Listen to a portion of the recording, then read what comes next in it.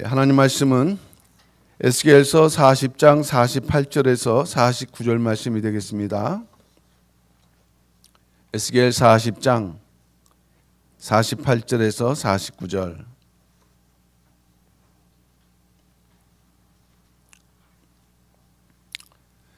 자, 우리 한 목소리로 한번 읽어보도록 하겠습니다. 에스겔 40장 48절에서 49절 말씀. 자, 시작.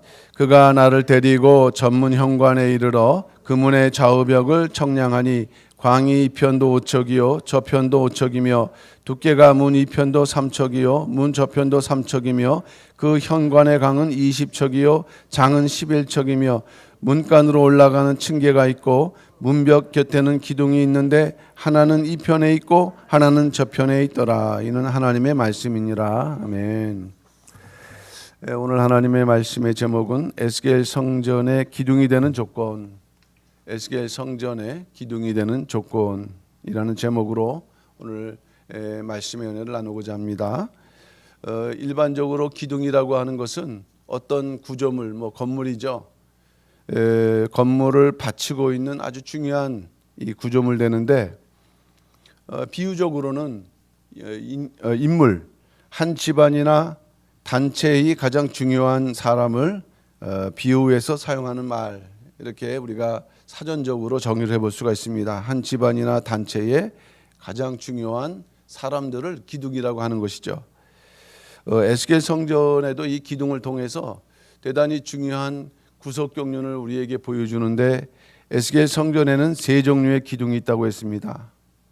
첫째가 벽기둥이고, 두 번째가 성전 본관 현관에 있는 두 개의 기둥입니다. 오늘 본문이 바로 이 두 번째에 해당되는 것이죠.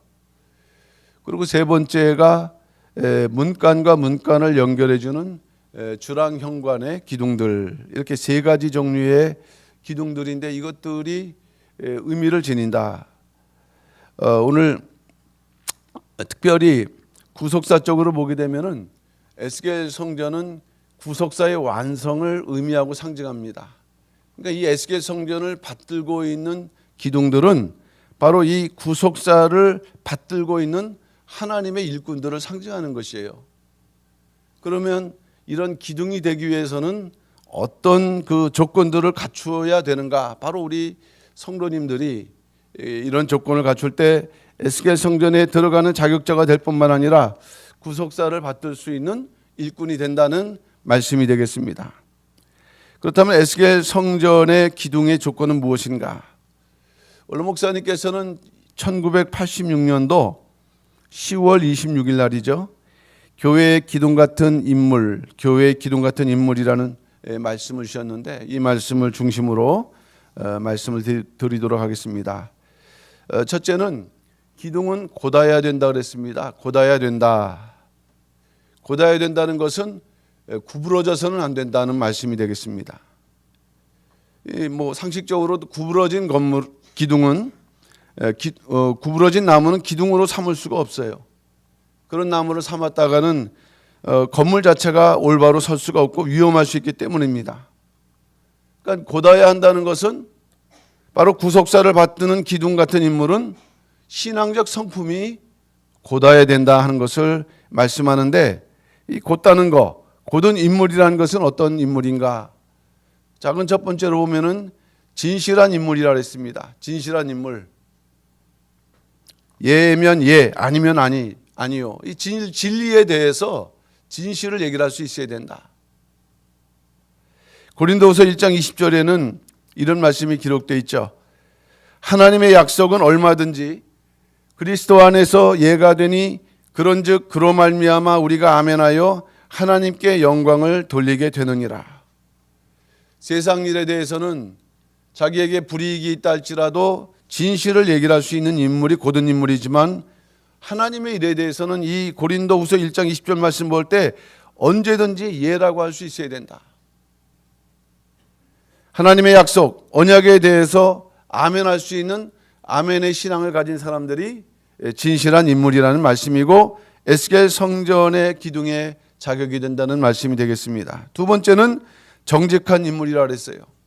정직한 인물. 거짓이 없고 속임이 없는 인물이죠. 요한복음 1장 47절 말씀을 볼 때 그 정직한 인물에 대해서 이렇게 말씀하고 있는데, 보라 이는 참 이스라엘 사람이라 그 속에 간사한 것이 없도다. 간사한 것이 없는, 정직은 간사한 것이 없는 성품입니다. 사전적으로 간사는 간교하여 남을 잘 속이는 것을 말씀하는데, 결국 이 간사라는 것은 거짓을 말씀하는 거죠. 고의적으로 그것이 아닌 것을 알면서도 거짓 것을 말하거나 행동하는 것은 정직하지 못하다. 정직한 인물이 에스겔 성전의 기둥이 된다는 말씀이 되겠습니다. 세 번째로 공의로운 인물이라고 했습니다. 공의로운 인물. 히브리 말로 이 공의는 미시파트라고 하죠. 미시파트.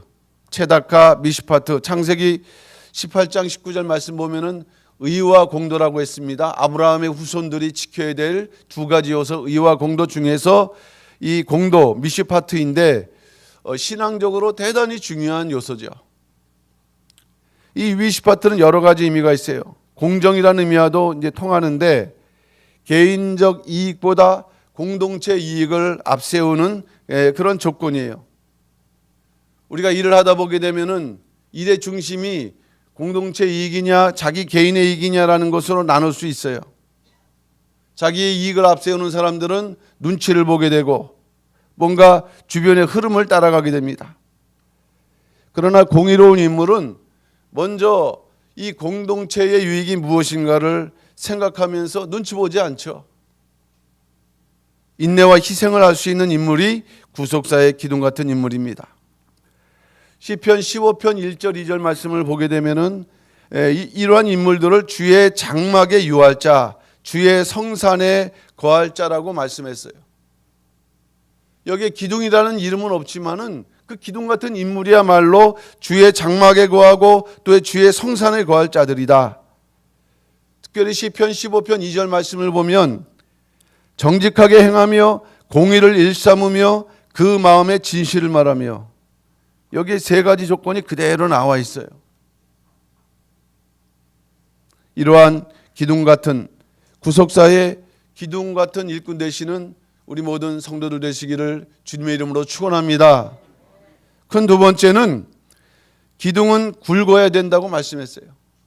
기둥은 굵어야 된다. 말라꼬트라진 것으로 기둥 세울 수 없다 이런 표현을 하셨는데, 말씀 당연한 말씀이죠.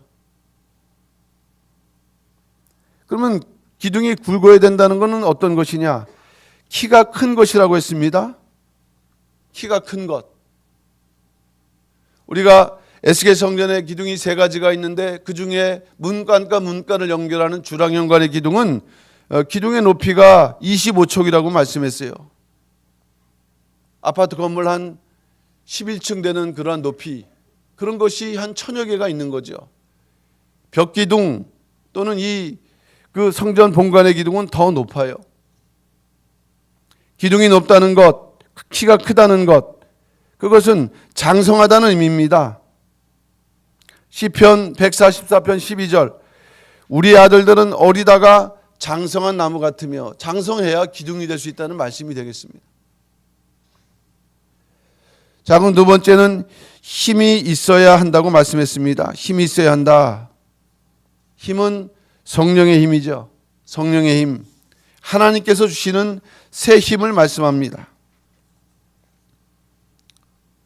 이사야서 40장 31절 말씀 볼 때, 오직 여호와를 앙망하는 자는 새 힘을 얻으리니 독수리의 날개치며 올라감 같을 것이며, 하나님을 앙망하는 자가 얻는 힘이 새 힘인데, 이 구속사 일꾼들은, 기둥 같은 일꾼들은 이러한 그 새 힘을 가져야 되는 것이니 늘 마음속에 하나님을 앙망하고 그 마음에 이렇게 새 힘을 공급해 주시는 그러한 체험 있는 자들이라고 말씀했어요.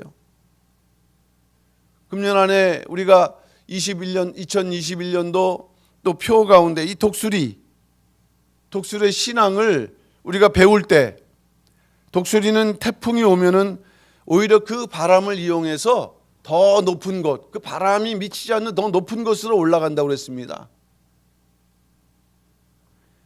그러니까 하나님께서 주시는 새 힘은 시련과 환난 가운데에서도 흔들리지 않을 뿐만 아니라 그 시련과 환난을 돌파할 수 있는 그런 힘이라는 것을 말씀했어요.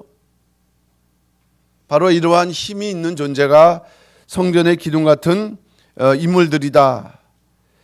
작은 세 번째는 원만해야 한다고 말씀했습니다. 원만해야 한다. 굵어야 한다는 것은 원만하다는 것을 말씀해요. 원만은 성격이나 행동이 모나지 않고 두루 너그럽다는 뜻이에요. 성격이나 행동이 모나지 않고 두루 너그럽다. 하나님의 뜻에 대해서는 엄격하고 공정하지만 그 대인관계에 있어서는 그 용서할 수 있는 원만함이 있어야 된다는 것이에요. 에베소 3장 19절 말씀 볼 때 그 넓이와 길이와 높이와 깊이가 어떠한 것을 깨달아 하나님의 모든 충만하신 것으로 너희에게 충만하게 하시기를 구하노라. 여기 원만이라는 표현은 돼 있지 않지요. 그러나 넓어야 하고 또 높아야 하고 또 길어야 하고 하나님의 뜻에 대해서 더불어서 또한 뜻을 이뤄나가기 위해서 대인관계에 대해서 원만할 수 있어야 된다. 마지막 큰 세 번째는 기둥은 단단해야 한다. 이렇게 말씀했어요. 기둥은 단단해야 된다. 기둥이 단단하지 못하면은 그 무게를 하중을 견디지 못하죠. 1995년 상품백화점이 무너졌거든요. 제가 기억 속에 뭐가 있냐면 그 기둥을 세우는데 나중에 조사해 보니까는 만약에 100개의 철근을 넣어야 된다 하는데 50개만 넣은 거예요. 부실공사. 기둥이 버티다 못해 이제 그 하중을 못 이기고 무너진 거죠. 단단하다는 의미는 영적으로 어떤 의미일까요? 첫 번째로 내용이 알차다. 속사람이 강건해야 된다는 말씀이 되겠습니다. 속사람이 강건해야 된다. 에베소 3장 16절 말씀이죠. 그 영광의 풍성을 따라 그의 성령으로 말미암아 너희 속사람을 능력으로 강건하게 없이며 라고 말씀했습니다. 겉사람이 있는가 하면 우리에게 속사람이 있는데 성령의 능력으로 속사람이 강건해야 된다. 내용이 알차다는 의미입니다. 두 번째, 실력을 갖춰야 된다. 영적 실력입니다. 성경적 실력이에요. 히브리서 5장 14절 말씀 보면 단단한 식물은 장성한 자의 것이니 저희는 지각을 사용함으로 연단을 받아 선악을 분별하는 자들이니라. 여기도 단단한 식물이 나오는데 단단한 그 기둥 같은 일꾼은 단단한 식물을 먹을 수 있는 자죠.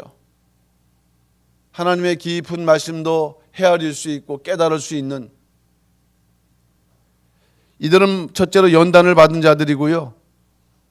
연단을 이겨서 어떠한 하나님의 역사도 깨달을 수 있는, 믿을 수 있는, 또 하나님의 말씀의 선악을 분별할 수 있는 하나님의 지혜가 또 실력이 충만한 자들, 마지막 때 요청되는 하나님의 일꾼들입니다. 하나님의 구속 경륜을 꿰뚫는 영적인 지혜가 있는 우리 모든 구속사 일꾼 되기 위해서 그러한 그 지혜가 있는 성도들 되시기를 주님의 이름으로 축원합니다. 마지막 세 번째, 강하고 담대해야 된다 말씀했어요. 강하고 담대해야 된다. 기둥이 단단하기 위해서는 우리의 신앙적인 성품이 강하고 담대해야 된다. 여호수아서 1장 7절 말씀이죠. 오직 너는 마음을 강하게 하고 극히 담대히 하여 나의 종 모세가 내게 명한 율법을 다 지켜 행하고 좌로나 우로나 치우치지 말라. 그리하면 어디로 가든지 형통하리라. 이렇게 말씀했는데 여호수아에게 말씀하신 것입니다. 내가 모세와 함께 있었던 것처럼 네가 이스라엘을 이끄는 그 지도자가 되기 위해서는 마음을 강하게 하고 담대해야 돼 라고 하나님께서 말씀하시는 것인데 이 말씀 속에는 어떤 의미가 담겨져 있습니까? 하나님이 함께 할 때, 그러니까 늘 하나님과 동행하는 자들만이 기둥 같은 인물이 될 수 있는 것입니다. 결론적으로 말씀드립니다. 성경의 기둥은 성품이 곧아야 한다고 했어요. 굳어야 한다. 굵어야 된다는 말씀이죠. 단단해야 된다 말씀했습니다. 에스겔 성전은 그 구속사를 상징하는데 에스겔 성전의 기둥은 구속사를 세워가는 기둥, 그 기둥 같은 일꾼들을 상징을 하고 있습니다.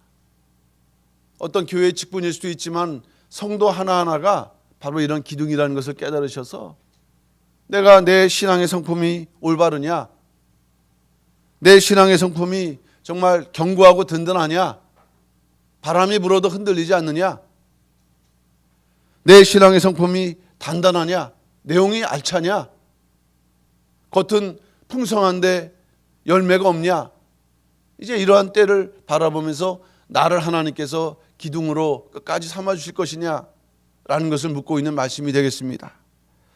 이러한 곧고 굵으며 단단한 믿음으로 구속사에 힘쓰시는 우리 에스겔 성전의 기둥 되시는 모든 평강의 성도들 다 되시기를 주님의 이름으로 축원합니다. 자, 두 손 드시고 아멘을 할렐루야 삼창하시고 각자 기도 제목으로 기도하시고 또 돌아가시기 바랍니다. 자, 아멘 할렐루야 삼창하겠습니다. 아멘 할렐루야, 아멘 할렐루야, 아멘 할렐루야.